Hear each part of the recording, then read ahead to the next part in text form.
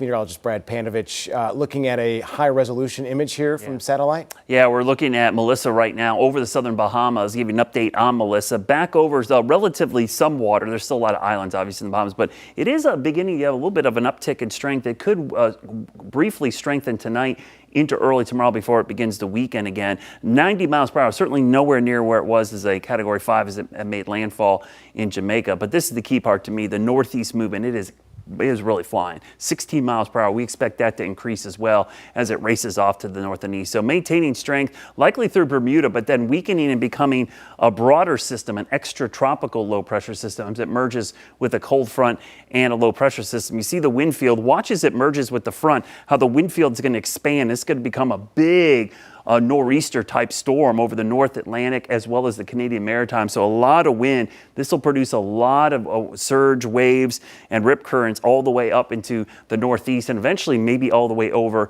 into parts of Europe. For us locally, separate low pressure system causing us some rain that's coming at us in waves. We've got plenty of it out there.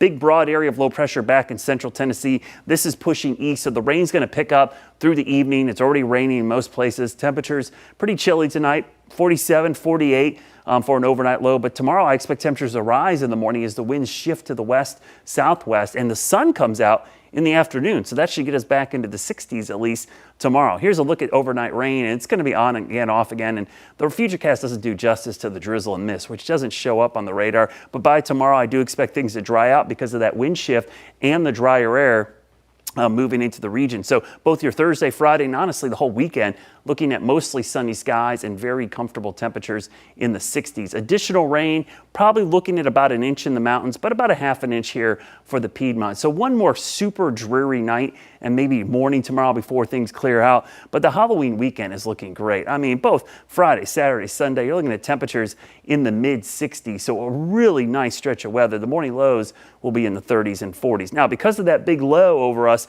the pressure is pretty low here. So the aches and pains forecast, you're going to see a lot more of those in the next 24 hours. But as the pressure starts to flatten out and go back up, we should see that improve going into next week. We're also going to see temperatures modify a little bit, getting a little bit warmer, back to above average, and things drying out for next week. And above average now is mid to upper 60s. Here's a look at your Jerry Hunt Supercenter 7-day forecast. Don't forget, this is the weekend. We set our clocks back 1 hour. We go back to standard time for a few months.